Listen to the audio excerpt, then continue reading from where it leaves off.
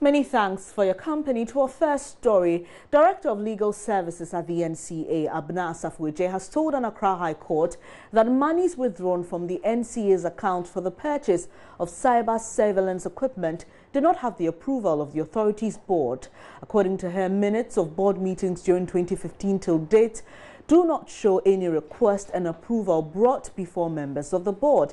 She was testifying in the case where the former board chair of the authority, Eugene Bafuboni, and 4 others are facing trial for allegedly fraudulently withdrawing $4 million from the account of the NCA. My colleague Daniel Dazi has been monitoring events in court today and joins me in studio. So Daniel, interestingly, the lawyer for Mr. Bafuboni, that's Thaddeus, sorry, tried to draw a personal link to why Mrs. Asafweje will want to make statements like these.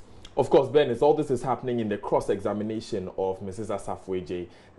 She is the state's first witness in this particular case, so she was called on Tuesday.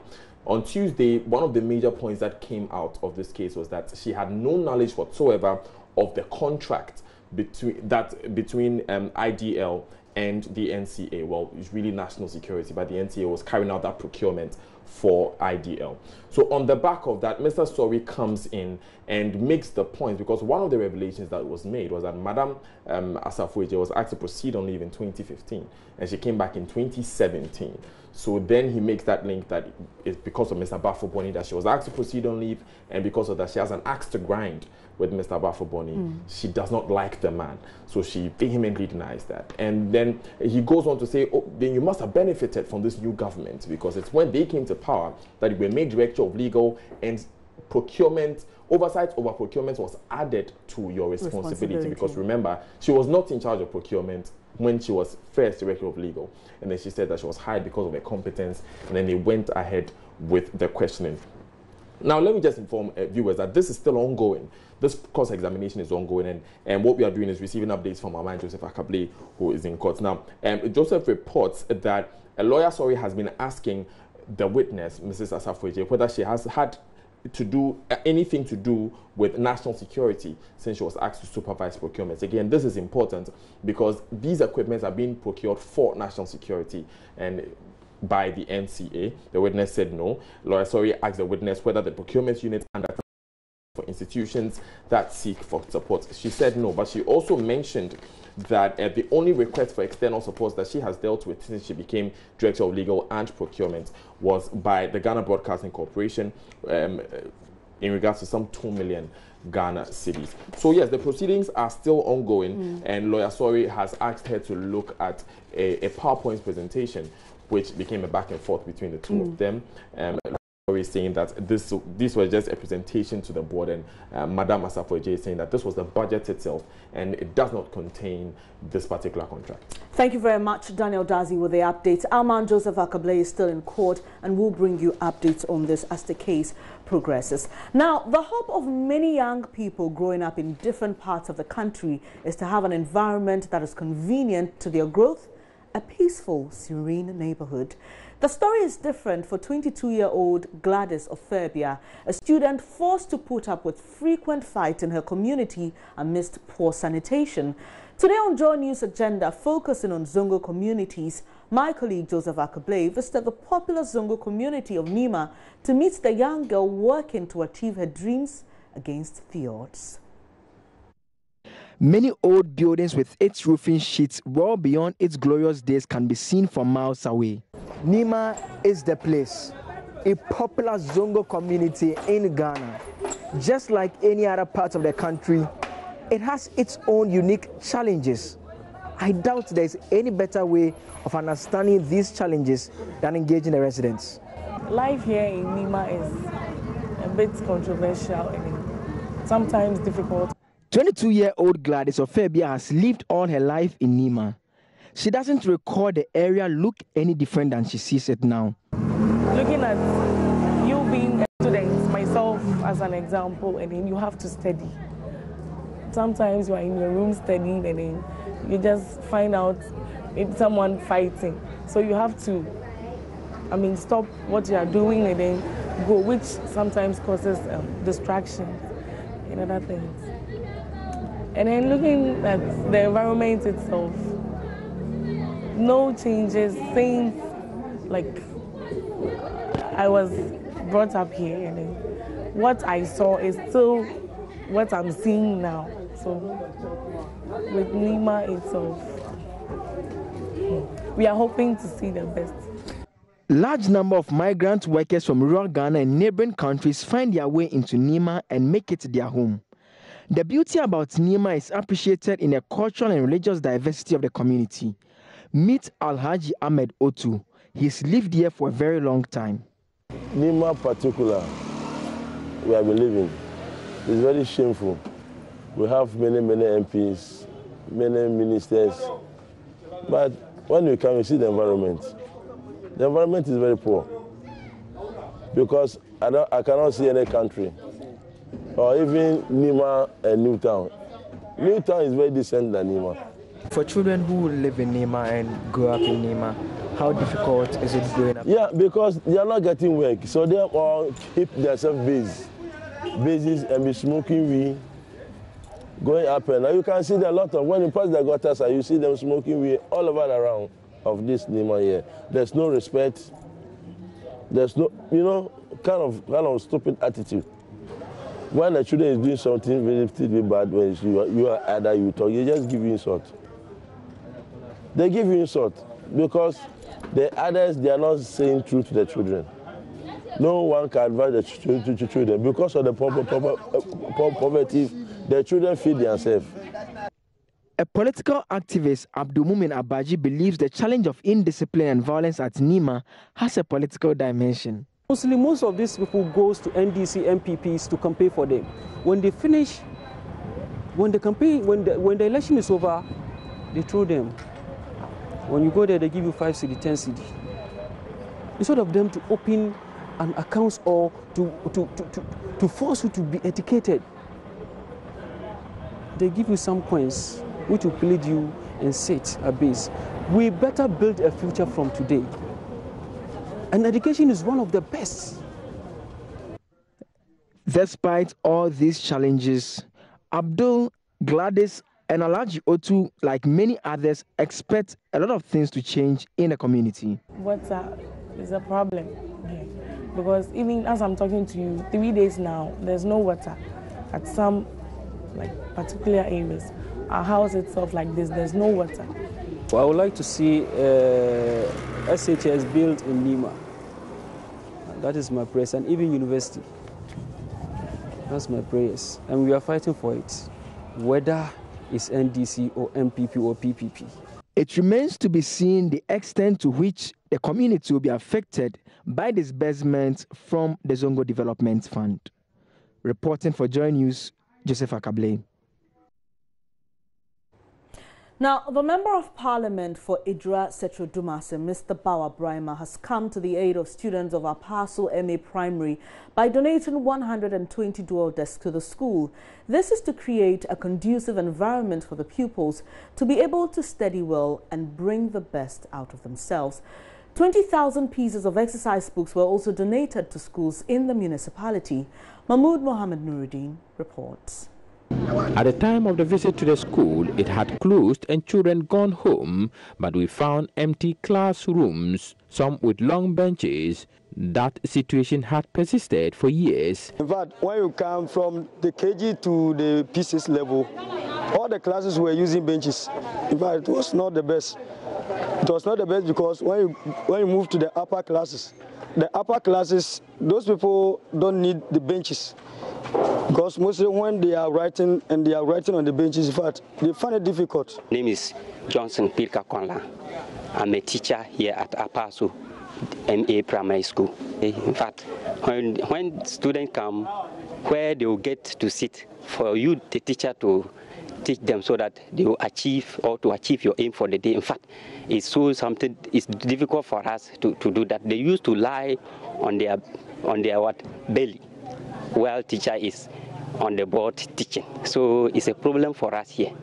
So because of the furniture that they will get to sit so that there will be effective teaching, then it's not there. All that is now over with the provision of chairs. Some of the right benches, right chairs have been provided from the MP. And so we are saying that congrats to the MP for what he has done. In fact, it will improve a lot because as we have not been having them, it's a problem to us, but now we get them, so the student, they can sit on it, so that and learning will be so effective. So it is my expectation that with the provision of this furniture, teaching and learning will be enhanced, and then also it will go to affect the performance of the BEC, of the children in the BEC in the coming years. The 20,000 exercise books go to Municipal Education Directorate for distribution to schools. Mr. Bao said the donation was in line with his policy to ensure good quality education delivery by making it affordable to the ordinary Ghanaian. Mr. Bremer acknowledges government alone cannot solve the country's education challenges, for which reason stakeholders must help. Most of the schools, you go and then you don't even have, the children don't even have books to write in. And then if you even send the child to school and he cannot write whatever he's being taught, then, I mean, it makes teaching and learning deficient. That's why I procured those 20,000 exercise books to be distributed to schools in the municipality. And it is my hope that this will go a long way to enhance educational delivery in the constituency. Municipal Deputy Director of Education, Beatrice Cherua, lauded the MP for the gesture. Mahmoud Mohammed Nuruddin reporting. Now, the story you're about to hear is part of a Let's Be Fair campaign. Now, the person with the highest education qualification in Mambiado, a community in the Mandai district of the Northern Region, is a JHS2 student. Unfortunately, many children show up in school seasonally or drop out completely. Jojo Kobna reports out of 345 pupils registered in the only community school, only 30 show up often.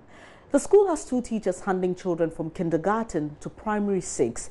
This has culminated into pupils' loss of interest in school.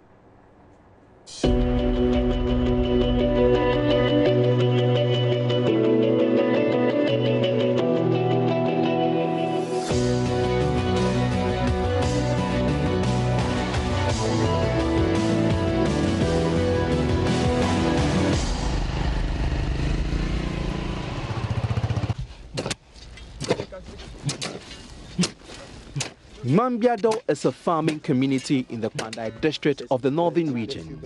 It has a population of over 2,000 residents. Pupils take shelter under a structure what is supposed to be a classroom. The initial structure is very weak, so pupils are being accommodated under a shed which is no better. Today, pupils are in school, but teachers are not in class to teach.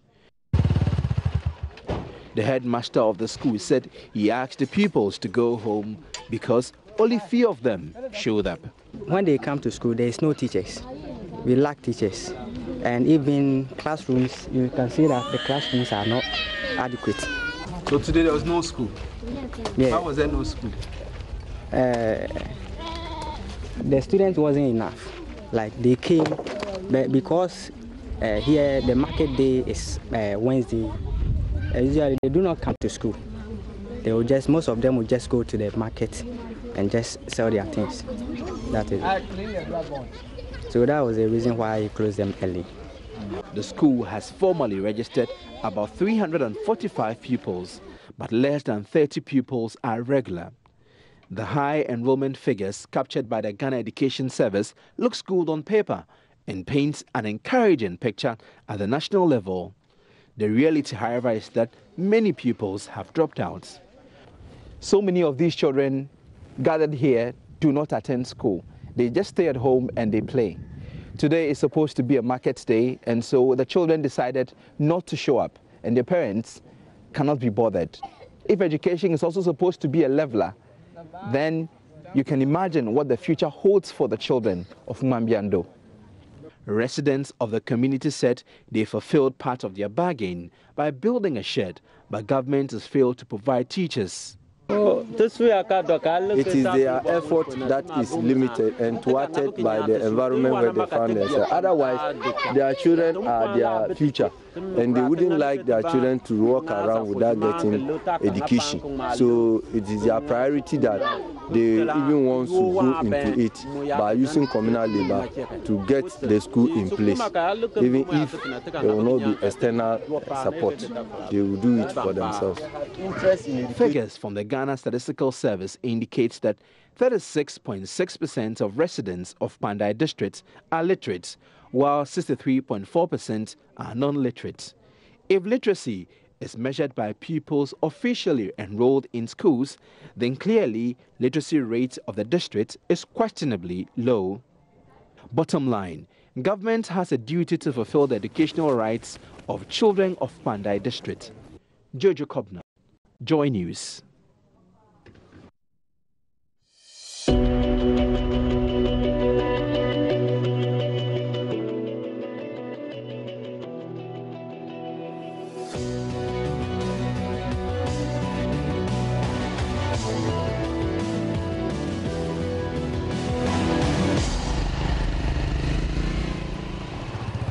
Now, days ago, Mohammed Ejaisoa, the Chief Executive Officer of the Accra Metropolitan Assembly, AMA, led a decongestion exercise in the Central Business District. Michael Igmasolakbaba has been assessing the exercise a week on. Now, he reports some traders are returning to the pavements. Our office from Kukumle, we went through Circle. Well, for Circle, very close to the Vodafone office, after the first day of the decongestion exercise, all the hawkers actually moved from the pavement. But what we witnessed today was that some of them were actually coming back very early in the morning. We could see some of them coming back with their chairs and then table, trying to set up for the day's business. There we did not see any member of the AMA task force, present on the ground. So the hawkers were virtually having a field day on the pavement, just around the terminal also. We saw some of them getting ready to start the day's activity. That's around the Circle area.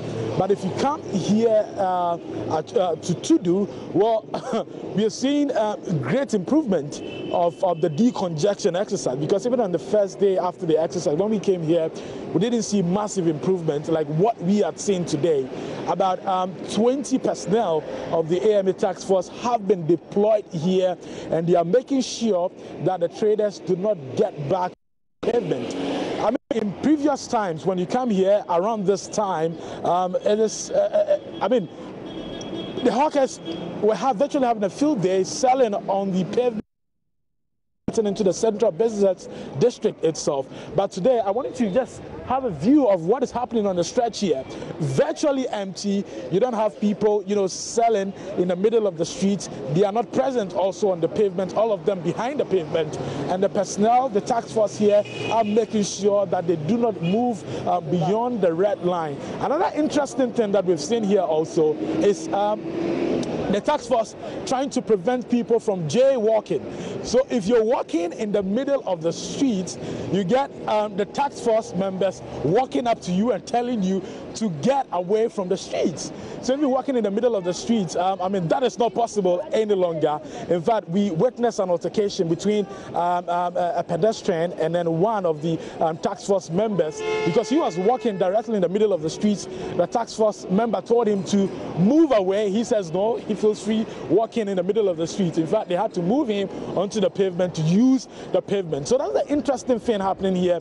A lot of motorists we've been speaking to are excited about the situation. They say they can now access the Central Business District without any difficulty, because in previous times on this stretch, especially heading to the Central Business District, AMA, to be able to sustain this, they would have to increase their visibility in places where they have decongested, because for a place like the tiptoe lane, for instance, the AMA task force were not there.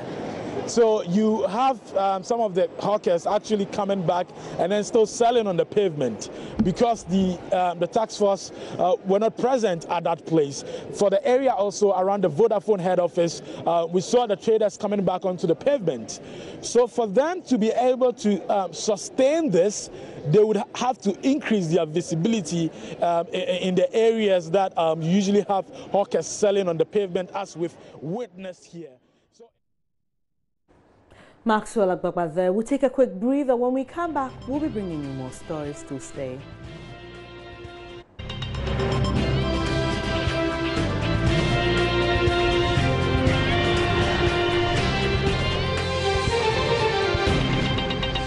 Thanks for staying on Joy News today. I'm Bernice Abubedu. Now, more than 100 children with special needs in Kumasi are to receive charity support and an initiative to bring relief to the vulnerable. Local NGO Pregnancy Stress Foundation is enrolling children on the National Health Insurance Scheme and also paying the medical bills for others. Love FM's Kwesi Deborah reports. Good girl. Black balls filled with tufts of hairs. Ramanyan Techuayabwa is only at home on her mother's lap. Nanekia, presently unemployed, has to be around always to take care of her child, else no one would.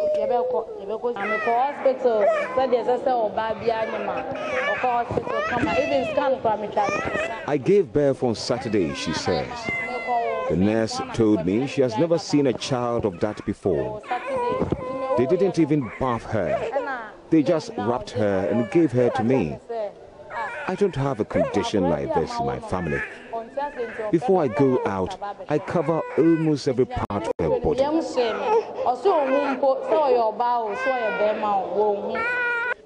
The boils sometimes get painful. Doctors are yet to diagnose her condition. Though she is 2 years, her mother can't enroll her into any preschool center.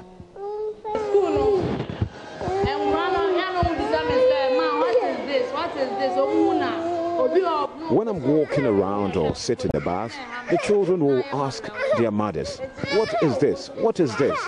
So I'm afraid to send her to school. Nanekia is left with only one option: plastic surgery. That is even possible when her daughter is of age. Pregnancy Stress Foundation is helping mothers like Nanekia to cope with such situations. The program, in its 4th year, has been giving hope to over 1,500 children. At an annual get-together, the organization decided to put smiles on the faces of beneficiaries. Victoria Dakon is project director. PSF Ghana's door is open to everybody. We are asking government that there should be a major project, because when it comes to economic empowerment, we empower women in different areas. But then when it comes to supporting these special needs babies and their parents, we look down upon them because we think there is no future for them. But then PSF Ghana is hoping that this project will fish out so many children, and then we will support these children to come on board, and then together we can raise them up. Because some of them have major talents that, if really care is being given to them, they can do something to support the society. Reporting for Joy News, Kwesi Deborah.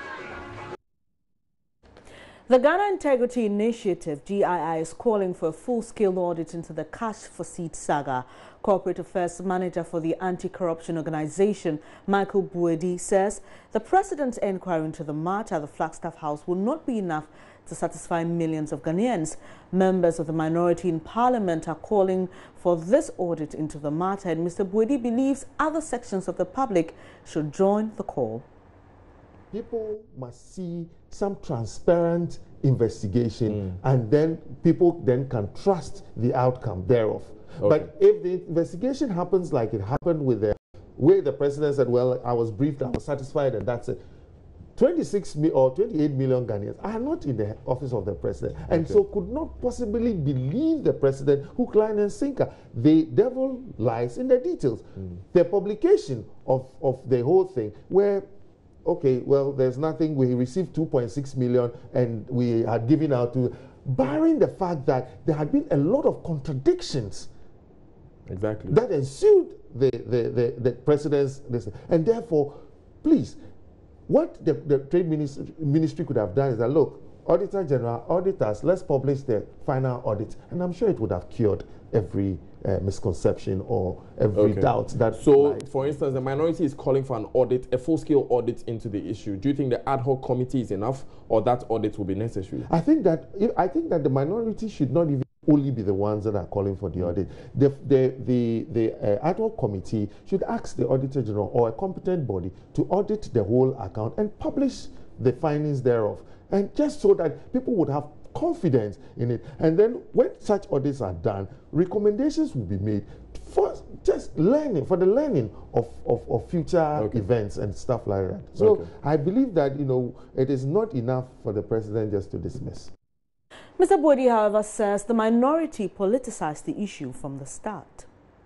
According to the minority, somebody came to them as a whistleblower, came to them. Now, when a whistleblower comes to you, what you don't want to do is to straight away go to the media and start talking about it.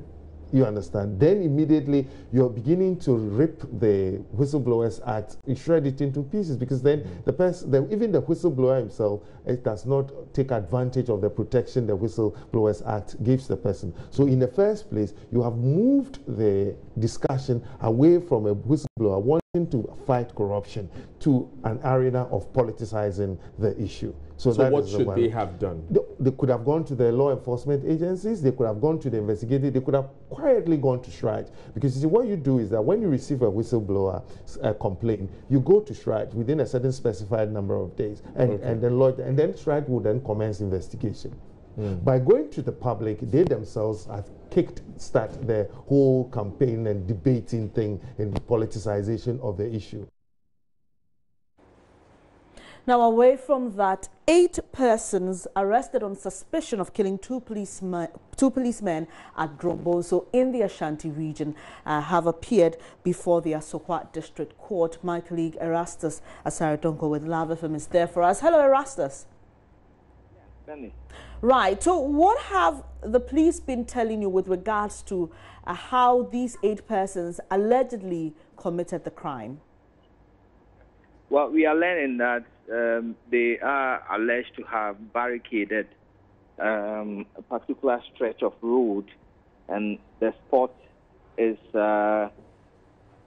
between the Kumau and Gromboso main road. And they opened fire on the police vehicle with registration number GP2346, driven by one Inspector Abdul Muche, who is now deceased. And Constable Prosper Ashinyo was sitting just behind him. He also died as well. One other Constable, Enoch Ochre, sustained some injuries, not from gunshot wounds, but from falling off the vehicle.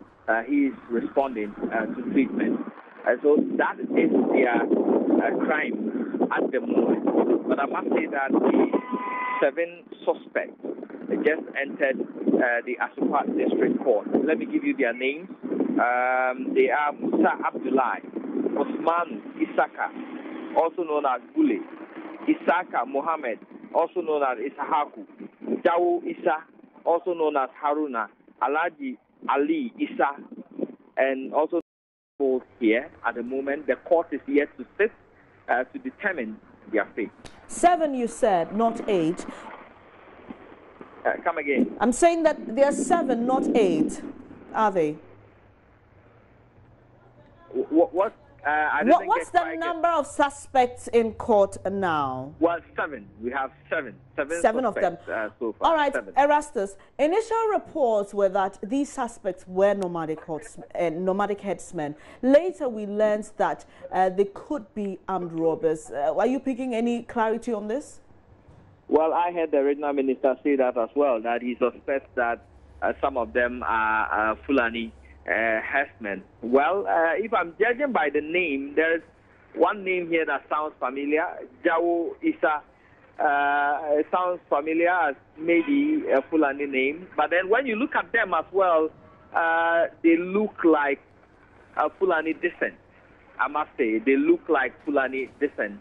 About 4 of them I spotted look like of Fulani descent. But I must say, the others bear, these northern names or Islamic names. But that is what I can say as a casual observer. All right, thank you very much, Erastus. We know the hearing just started. We'll come back to you in subsequent bulletins for an update on this. Away from that, National Democratic Congress NDC flag bearer hopeful Sylvester Mensah has given a thumbs down for a possible return of former President John Mahama as the party's candidate in the 2020 polls. Mr. Mensah says although his former boss was a good president, the outcome of the last election sends a strong message about his favorability as a leader. He said on current affairs program The Hard Truth on the Joy News Channel Multi-TV Wednesday evening. When it comes to understanding of the current internal dynamics within the party, the current dynamics within our country, the general expectations of the bulk of our membership, I believe I understand that better than anyone else. And I strongly believe that there's a need for the party to regenerate around a new set of ideas, a new set of policies, a new set of vision. You would appreciate that we lost an election. You would appreciate from the numbers that a lot of statements have been said. I mean, for those of us who like numbers, you can piece numbers together and generate interpretations. And from the numbers of the 2016 elections, we have so much interpretation. Interpretation to the effect that the level of disaffection is high, the level of withdrawal from political participation was high. You could also tell that there was anger, there was frustration, there was disaffection. And I guess that these are very loud statements emanating from the numbers. It tells clearly that we have gotten to a very critical and crucial junction in the life of our party, that we need to re-strategize. We need to put in place a new set of vision that can accommodate the emerging trends and expectations. The comments by the former Chief Executive of the National Health Insurance Authority and former MP for Ladade Kotopong add to the growing disapproval of key party members for a Mahama 2020 bid. Now, the multimedia group has donated proceeds from its Thanksgiving service on Friday to the Teshi Children's Home. The service was organized to thank God for a successful 2017 and to ask for a great 2018. It was a gesture to bless underprivileged children of the Teshi Orphanage in Accra. The Multimedia Group Limited, as part of its annual Thanksgiving and corporate social responsibility on Wednesday night, donated assorted items worth thousands of cedis and an undisclosed amount of money. For Chief Human Resource Officer at the Multimedia Group, Nana Mbro Elegwa, the gesture is the first in the series. For us, purely and simply, it is a direction from God. And at Multimedia, our slogan is Christ at Work. So this is part of what we do. We believe that Christ is at work. And one of the commands of Christ is that we should be able to take care of the fatherless in society. Why Teshi Orphanage? We looked around, we thought that yes, even in the center of the city, it is possible that there will be less privileged people. Oftentimes the focus is on villages outside of Accra and all that, but we decided that first Jerusalem, before Judea. So we looked within Accra and we thought that a place like Osu is always in the news for the donations that they receive. You hardly ever hear of Teshi.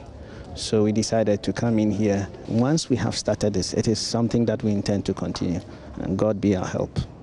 On their part, authorities at the Tertiary Orphanage expressed gratitude to the multimedia group, adding that the items donated will enable the managers of the home meet certain critical needs. We thank multimedia very much because these items are going to take us far.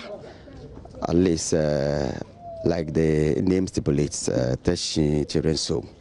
We have challenges so far as the feeding fees, because some go to private.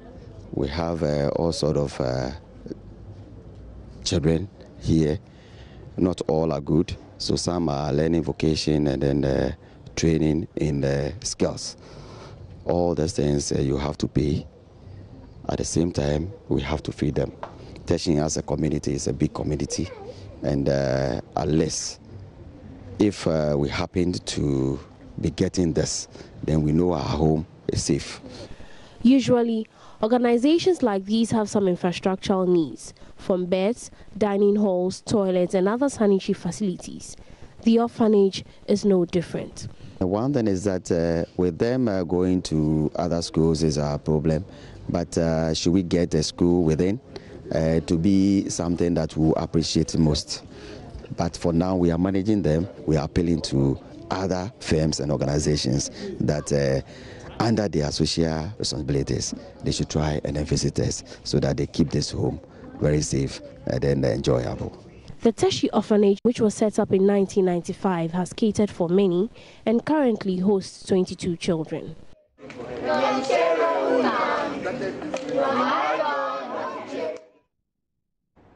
Now, talking about more things that the multimedia group is doing, we ask for your support and you give all out. I'm talking about the new mother and baby unit at the Konfanoti Teaching Hospital, constructed under the auspices of the Office of the First Lady and the multimedia group. Tomorrow, that facility will be commissioned. In a matter of 5 months, we have more than we anticipated. We have a brand new state-of-the-art maternity, neonatal and pediatric intensive care units to support the public health system in Kumasi that currently suffers from a high mortality rate and insufficient space and equipment. It has been certified by the International Finance Corporation under the World Bank as a green and very sustainable project based on the materials used for the construction. Benjamin Van Dal Aura is Edge Program Manager. There are a lot of improvements that the building is bringing to the way this mother and baby unit is operated currently and to how it will be in the future. And this is not related to energy or to water specifically. There are a lot of improvements just in the quality of service, in the infrastructure, etc. The benefit, I think, for the patient is the fact that the way it has been built and designed will ensure longevity, will ensure quality for the long run. And that has been part of the efforts of the developer, but the fact that there is a strive to get a certification and to do it really sustainably is going to even increase the longevity of the building and so ensure long-lasting quality and positive. African Building Partners, the construction firm that put up this facility, carefully chose materials used for the project. The amount of energy that the hospital uses is immense, it's huge. And so therefore for us it was important to ensure that the buildings were efficient, and the only way to achieve that was to ensure that we insulate the buildings properly so that all the cool energy that we introduce into the buildings are kept in the buildings. So the less power that we're using to cool the buildings down, the less power that we're using to heat up water, which in this case is nothing because we're using solar geysers, the less power that we're using for lights, all of that is a benefit to the hospital, so that instead of them spending money on the running costs of the hospital, they can rather spend money on maintaining equipment and the infrastructure of the hospital. That's where the money should be spent, not on running the hospital. The 2,722 square meter facility has 9 berthing beds and 3 operating theaters. So currently at the Konfanoti Teaching Hospital, 12 women can deliver at the same time. With about 120 cots and up to 20 incubators, each baby can now enjoy a single cot or incubator. This would significantly reduce the rate of contaminations.